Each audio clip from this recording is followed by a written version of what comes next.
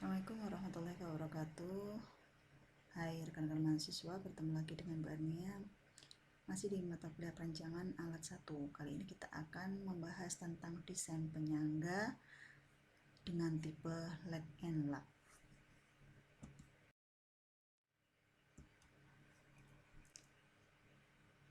Lag and lock merupakan penyangga yang biasanya digunakan pada bejana pendek ya.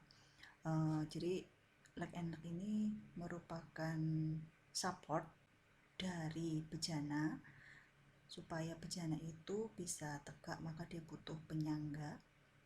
Kalau sebelumnya kita sudah mempelajari bagaimana mendesain dari bejana, maka pada video ini kita akan mendesain bagaimana penyangga dari bejana dengan tipe lag and lock.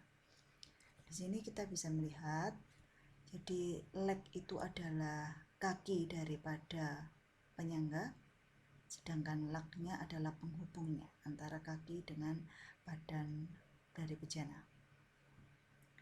Nah, ini di sini kita bisa lihat, jadi dari penyangga sendiri itu terdiri dari beberapa bagian. Yang pertama ada lock ya. Lock ini adalah penghubung antara badan bejana dengan penyangga atau kakinya. Kemudian bagian tengahnya merupakan leg ya. Leg ini adalah kakinya yang sebagai penyangganya. Kemudian bagian bawahnya ada base plate. Base plate ini menghubungkan kaki dengan fondasi atau dengan lantai ya. Nah, untuk materi tentang base plate tidak kita pelajari di rancangan alat 1. Nah, untuk materi ini kita hanya mempelajari tentang lag and lock-nya saja.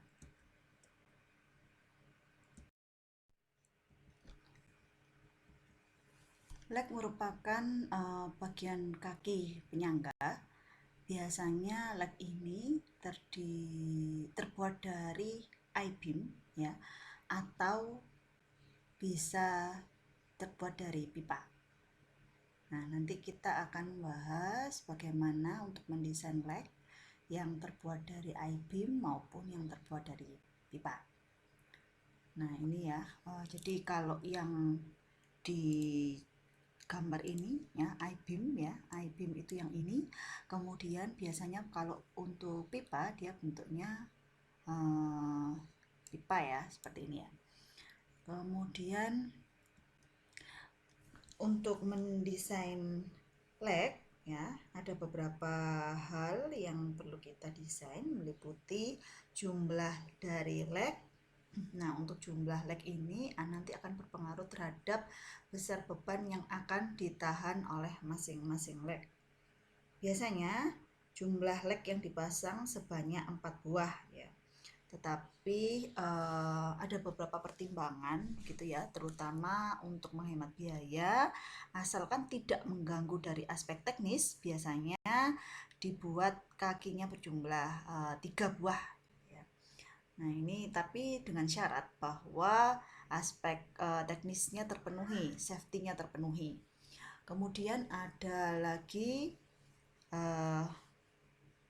yang harus kita desain adalah tinggi lag dan juga ukuran dari lag. Peletakan lag pada bejana berdasarkan penampang lag. Untuk penampang lag sendiri itu terdiri dari beberapa jenis. Ada 2 jenis. Yang pertama ada penampang lag tanpa beban konsentris.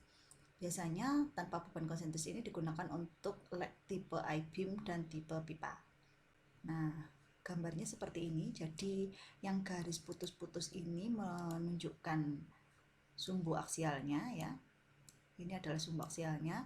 Kemudian kita bisa melihat I-beam-nya. Ya, ini I-beam-nya. I-beam-nya searah dengan sumbu aksial. Nah, artinya ini menunjukkan bahwa penampang lag ini tanpa beban konsentris ya. ini adalah contoh dari I-beam. Nah, kita bisa lihat ya, I-beam itu bentuknya memang seperti huruf I. Jadi makanya kenapa disebut dengan I-beam, karena bentuknya mirip dengan huruf I. Nah, yang tipe yang kedua adalah dengan beban konsentris. Digunakan untuk tipe I-beam. Jadi kalau yang dengan beban konsentris ini hanya khusus untuk tipe I-beam ya, tidak untuk tipe pipa. Gambarnya seperti ini. Jadi kita bisa melihat di sini sumbu aksialnya itu berada di tengah-tengah dari penampang leg ya. Nah, dan arah dari penampang leg ini tidak searah dengan sumbu aksialnya. Nah, ini yang disebut dengan beban konsentris. Desain leg meliputi beberapa bagian. Yang pertama kita akan menghitung beban pada leg. Bagaimana menghitung beban pada leg? Rumusnya adalah P sama dengan 4PW H-L per N dW ditambah sigma W per N. Tetapi pada bejana pendek, biasanya bejana pendek itu diletakkan di dalam ruangan, maka PW adalah tekanan udara. Jadi pada bejana pendek yang diletakkan di dalam ruangan, PW-nya diabaikan. Artinya untuk menghitung P atau beban pada leg, kita cukup menghitung sigma W dibagi dengan N. Apa itu sigma W? Sigma W adalah total berat bejana, di mana berat bejana di sini meliputi liquidnya, massa liquid, dan juga massa bejananya sendiri. Jadi kalau misalkan ada kelengkapan dari bejana, itu juga masuk di total berat bejana, jadi total keseluruhan ya. Kemudian N adalah jumlah dari penyangganya. Nah, itu untuk menghitung beban pada leg, kita harus menentukan dulu total berat bejana dan juga jumlah penyangganya. Tadi jumlah penyangga sudah saya bahas di slide sebelumnya. Untuk menghitung tinggi leg, ya, yang step yang kedua adalah menghitung tinggi leg. Jadi tinggi leg itu simbolnya adalah L kecil, di mana L kecil ini adalah L besar ditambah dengan 0,5 H. L besar itu apa? L besar adalah tinggi bejana dari dasar bejana ke fondasi atau tanah ya. Biasanya L besar ini umumnya digunakan 5 feet. Nah, kemudian kalau kita tuliskan di sini H itu adalah tinggi total bejana. Tinggi total bejana itu meliputi tutup bawah, tinggi tutup bawah, kemudian tinggi silinder, tinggi tutup atas, dan juga straight flange SF ya. Jadi keseluruhan total itu adalah H besar, tinggi total bejana. Kemudian kita bisa menuliskan tinggi leg itu adalah 5 feet ditambah dengan 0,5 kali HB ditambah LS ditambah SF ditambah HA. Maka kita dapatkan tinggi leg.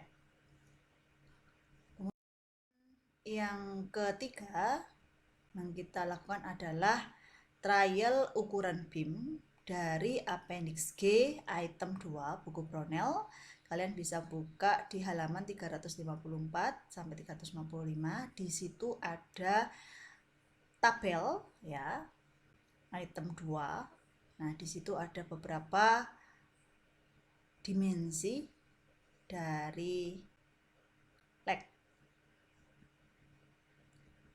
Nah, ini adalah tabel yang saya ambilkan dari buku Brownell halaman 354. Jadi di sini kita bisa melihat ada beberapa dimensi ya. Nah, yang pertama di sini ada section index and nominal size. Nah, ini adalah ukuran beam yang akan kita trial. Jadi kita nanti akan menentukan ukuran beamnya dengan cara trial ya. Trial dari yang pertama kita melihat di ukuran beam yang akan kita trial. Jadi di sini itu kita bisa melihat misalkan yang atas sendiri ini 24 inch. Jadi ukurannya adalah 24 kali 7/8 inch. Nah, 24 ini menunjukkan H atau depth of beam, sedangkan panjang dari beam, sedangkan lebarnya adalah 7/8. Tetapi pada size 24 inch ini itu ada dua jenis. Ada yang 24 kali 7/8, sedangkan yang bawahnya ini adalah 24 kali 7. Nah, ini 7 menunjukkan dari lebarnya ya. Ada yang lebar 7/8, ada yang lebarnya 7. Nah, itu nanti kita akan membahas di berikut. Nah, yang berikutnya adalah weight per foot. Jadi yang dimaksud weight per foot di sini adalah beban yang dibebankan terhadap leg. Beban leg ini, nah masing-masing itu untuk masing-masing ukuran itu memiliki beberapa opsi beban leg. Jadi misalkan untuk ukuran 24 kali 7/8 di sini ada beban leg untuk 120, ada yang 120 pound, ada yang 105,9 pound. Nah, kita harus menentukan beban legnya berapa, masuk kategori yang mana. Misalkan beban legnya 120, maka kita menggunakan ukuran beam yang bagian atas ya, kita ngambil yang bagian atas. Tetapi kalau kita memilih yang 105,9, maka kita menggunakan yang bagian bawah. Nah, kemudian di sini ada yang disebut dengan area of section.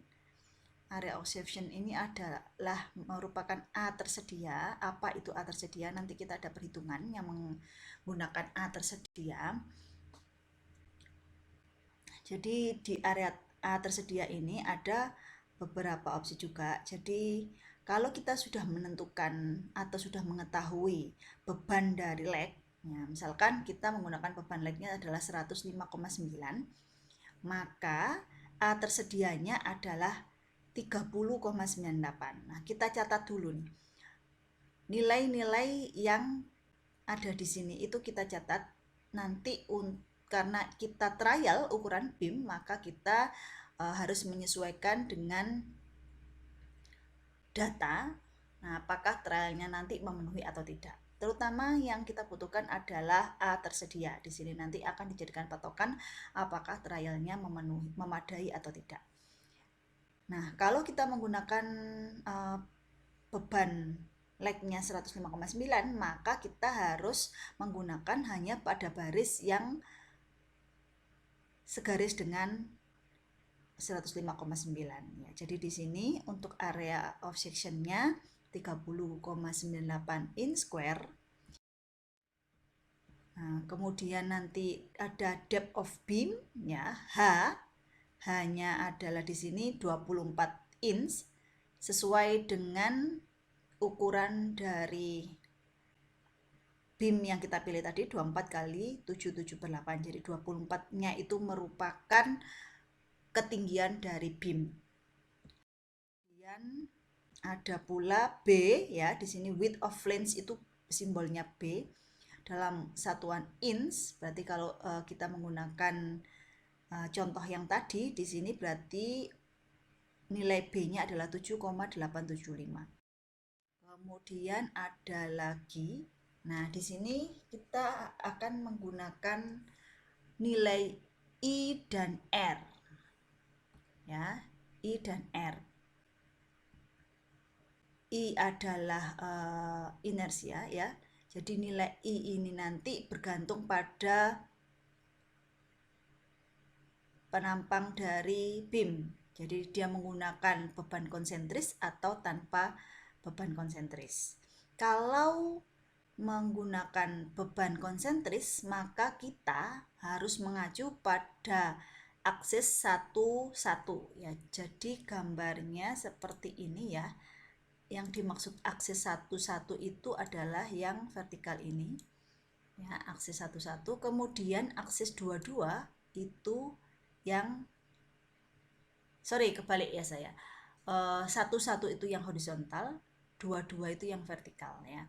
Nah, ini untuk beban konsentris, dengan beban konsentris kita menggunakan acuan nilai I dan R yang ada di kotak merah untuk aksis 1, 1.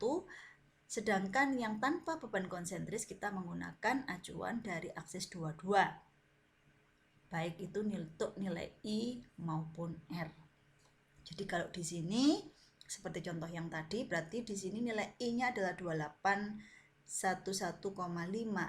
ins pangkat 4 ya.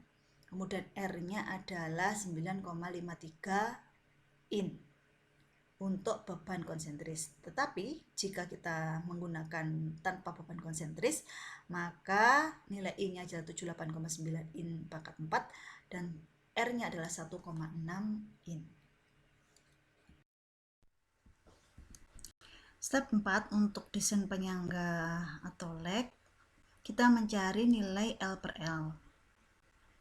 Nilai L per R, untuk nilai L sendiri didapatkan dari step 2 ya, yang tadi ya. Kita mencari tinggi dari leg, kita dapatkan nilai L.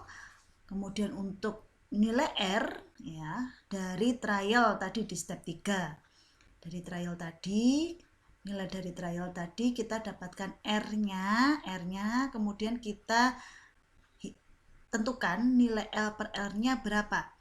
Jika L per R antara 0 sampai 60, maka kita bisa menggunakan FC 15.000 PSIG.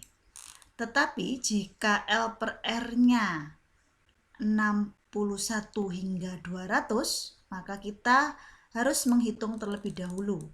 FC-nya adalah 18.000 dibagi 1 plus L kuadrat per 18.000 R kuadrat. Ya, L-nya kita sudah ada yang tadi ya dari step 2, R-nya juga ada dari trial di step 3. Kemudian kita menentukan harga FC aman ya. Setelah kita tadi mengetahui FC di step 4 tadi, maka kita menentukan harga FC aman. FC aman untuk tanpa beban konsentris, maka FC aman sama dengan FC dari P per A ya. Tetapi jika kita menggunakan beban konsentris ya, dengan beban konsentris FC amannya adalah FC dikurangi FC konsentris. FC konsentris didapatkan dari rumus P kali A plus setengah B dibagi I dibagi setengah B, di mana FC-nya adalah stres kompresif, A-nya adalah jarak dari pusat leg ke dinding silinder. Biasanya kita menggunakan 1,5 inch, maka nilai A-nya adalah 1,5 inch, dan B dan I-nya kita dapatkan dari step 3. Jadi tadi di trial di step 3 kita sudah mendapatkan nilai B dan I-nya. Maka kita bisa memasukkan ke rumus ini, kita akan mendapatkan FC konsentris. Dari FC konsentris, FC-nya tadi sudah ada di step 4, maka FC amannya bisa kita peroleh. Selanjutnya kita mencari nilai A atau luas penampang leg, di mana A itu P dibagi dengan FC aman. FC amannya sudah didapatkan dari step 5, kemudian P-nya kita dapatkan dari step 1. Maka kita akan mendapatkan nilai A. A di sini adalah A hasil perhitungan ya. Nah, kemudian kita membandingkan antara A yang kita hitung barusan ini ya, A yang di sini, kemudian kita bandingkan dengan A tersedia. Nah, tadi di grafik ya, grafik yang kita lihat di item 2, grafik dari Brownell, kita punya nilai A tersedia ya. Nah, kita bandingkan A hasil perhitungan kita dengan A tersedia. Jika A lebih kecil daripada A tersedia, maka trial yang kita lakukan di step 3 tadi sudah memadai. Jadi ukuran I-beam-nya sudah memadai. Namun, jika A yang kita dapatkan di step 6 ini lebih besar daripada A tersedia, maka trialnya belum memadai. Artinya kita harus mengganti ukuran I-beam yang kita tentukan tadi. Bisa menjadi lebih besar atau bisa menjadi lebih kecil ya. Kita ulangi lagi langkahnya. Dari langkah di step 3 sampai dengan nilai A kita dapatkan lebih kecil daripada A tersedia. Demikian untuk desain leg. Selanjutnya kita masuk ke lug ya. Lug itu adalah penyangga yang menghubungkan bagian leg dengan bagian silinder dari suatu bejana pendek. Ya, jadi lugnya itu yang ada di sini. Ya, lugnya itu yang ada di sini. Lug ini penyangga yang menghubungkan bagian leg atau kaki dengan bagian silinder bejana.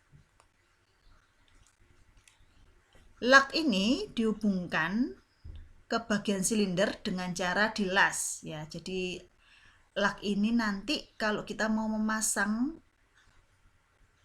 menghubungkan antara kaki leg dengan silinder dari bejana, maka kita menghubungkannya menggunakan lug. Lugnya sendiri dipasangkan ke silinder bejananya dengan cara dilas.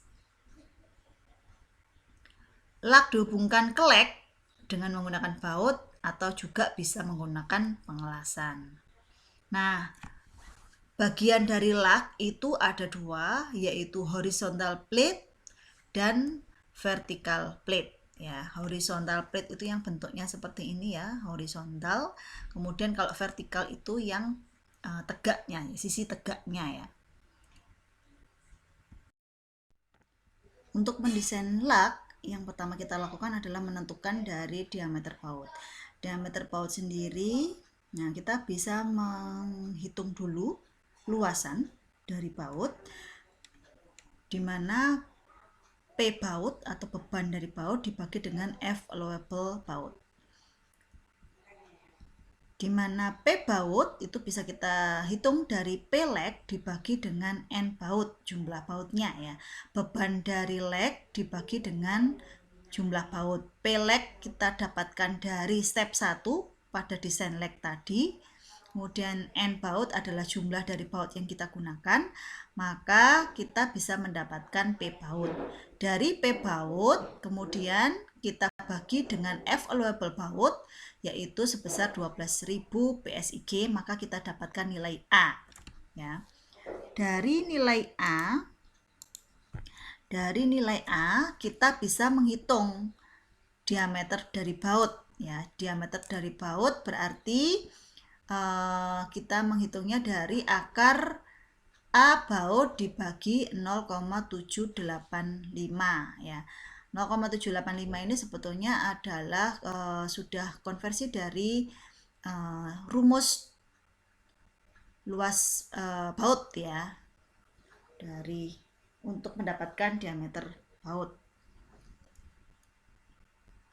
Kemudian diameter baut kita selanjutnya kita mau menentukan dimensi dari horizontal plate ya.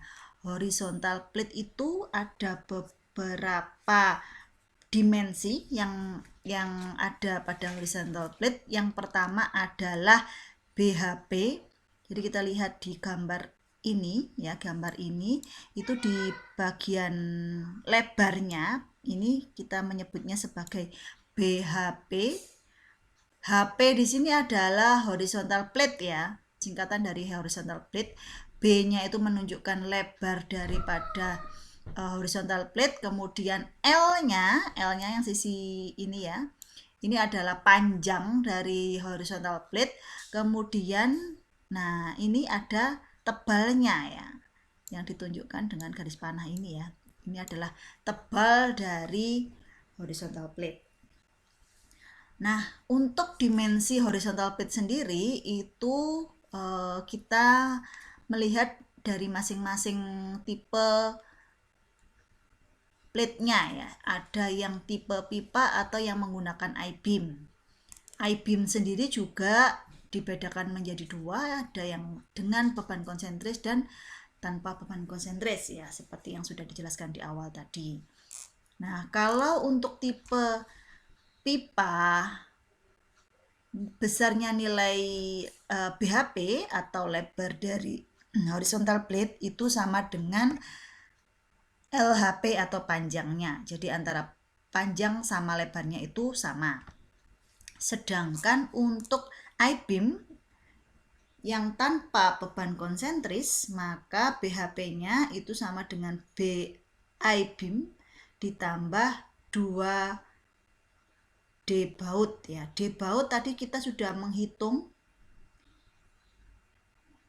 ya. Kemudian B I-beam kita dapatkan dari perhitungan desain leg ya. B I-beam sudah ada, maka kita dapatkan BHP-nya. Sedangkan untuk panjang horizontal plate pada I-beam tanpa beban konsentris itu I-beam ditambah dengan 2 D baut. Masing-masing itu sama. I-beam-nya kita dapatkan dari desain leg tadi, sedangkan yang D bautnya sudah kita dapatkan di step 1 tadi untuk desain leg. Untuk beban konsentris, BHP-nya itu sama dengan I-beam ditambah 2 D baut. Sedangkan LHP-nya, panjang dari horizontal plate-nya itu B I-beam, lebar I-beam-nya ditambah 1,5 inch ditambah 2 D baut. Masing-masing kita dapatkan dari perhitungan sebelumnya. Selanjutnya adalah untuk menentukan dimensi guset pada vertical plate ya. Jadi kalau pada vertical plate itu ada bagian dari horizontal plate, bagian atas dan bagian bawahnya itu disebut guset ya.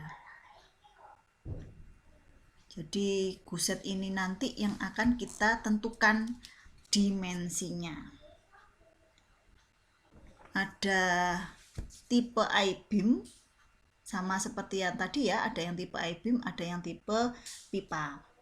Untuk tipe I-beam, jadi kalau LG itu adalah sisi bagian bawah ya. Ini adalah LG. G-nya adalah guset ya. L adalah sisi bagian bawahnya karena ini bentuknya kan trapesium. Jadi yang bawahnya ini adalah sisi bagian bawahnya itu kita sebut LG. Kemudian sisi bagian atasnya itu kita sebut AG. Kemudian tingginya ya, ini adalah tingginya. Itu kita sebut dengan HG, sedangkan yang ditanda panah ini tebalnya kita simpulkan dengan TG. Oke, kemudian untuk mencari LG pada I-beam tanpa beban konsentris itu nilainya sama dengan I-beam ditambah 2 D baut. D bautnya sudah kita hitung di step 1 desain leg.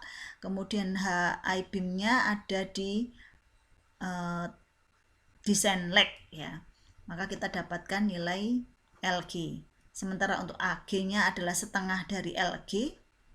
Jadi sisi bagian bawahnya itu setengah dari sisi bagian atasnya setengah dari sisi bagian bawah kalau pada I-beam tanpa beban konsentris. Sedangkan HG-nya itu 5/3 dari sisi bagian bawahnya.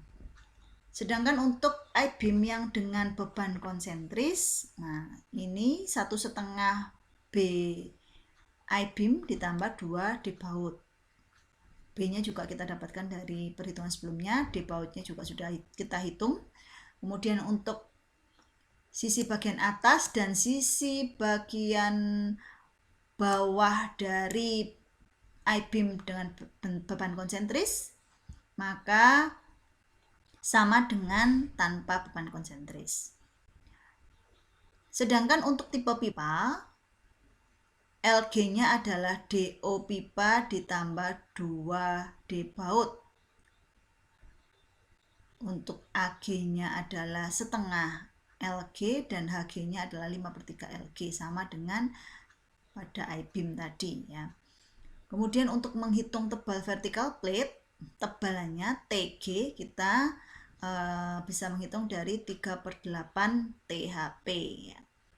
THP sudah kita hitung ya untuk horizontal plate pada step 2 tadi.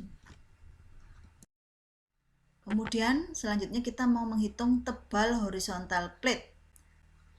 Kalau tadi kita menghitung tebal gusetnya ya, kalau yang di step 4 ini adalah menentukan tebal horizontal plate. THP itu dari akar 6M dibagi dengan F allowable-nya. Tebal horizontal plate itu akar dari 6M dibagi F allowable-nya. M adalah bending moment, satuannya adalah PSIG ya. Nah, dari mana nilainya bending moment ini? Nah, ini rumusnya. Rumusnya adalah beta pangkat 3 TS kuadrat P kali A kali RO kuadrat dibagi 6 kali 1 minus mu kuadrat BHPHG ya. Betanya dari mana? Nah, betanya itu yang ini ya. Akar pangkat 4 3 kali 1 minus mu. Mu itu adalah Poisson ratio. Poisson ratio itu kalau pada plate ya, kita kan ini menghitung tebal horizontal plate. Plate itu umumnya dibuat dari baja tulangan. Kalau untuk baja tulangan, Poisson rasionya biasanya kita gunakan 0,3. Maka kita masukkan di sini nilainya adalah 0,3. Kemudian untuk RO-nya ini adalah jari-jari standar outside diameter vessel ya. Kemudian TS-nya adalah tebal silinder. Maka kalau kita sudah mendapatkan nilai ini semua, betanya ketemu, maka kita masukkan ke rumus M. Betanya ada, TS-nya ada, P-nya adalah beban leg, tadi sudah kita hitung di depan ya. Kemudian A-nya jarak radial outside lug ke bolt circle, ya ini sama kayak yang kita tentukan di step yang depan tadi ya, dari trial tadi. Kemudian RO-nya sudah ada ya. Kemudian ini Poisson rasionya juga ada. BHP sudah kita hitung di step sebelumnya. HG juga kita dapatkan di step 3. Maka kita bisa mendapatkan nilai M. M dapat, F allowable-nya ada, yaitu untuk beton 12.000 PSIG. Maka kita bisa menghitung tebal horizontal plate. Baik, begitu untuk desain dari lug and leg ya, leg and lug. Jadi leg dan lug sudah kita desain sebagai penyangga dari bejana. Maka bejana secara keseluruhan sudah kita desain. Baik, sekian untuk materi leg and lug. Kita akan bertemu di video-video yang lain. Sampai jumpa. Assalamualaikum warahmatullahi wabarakatuh.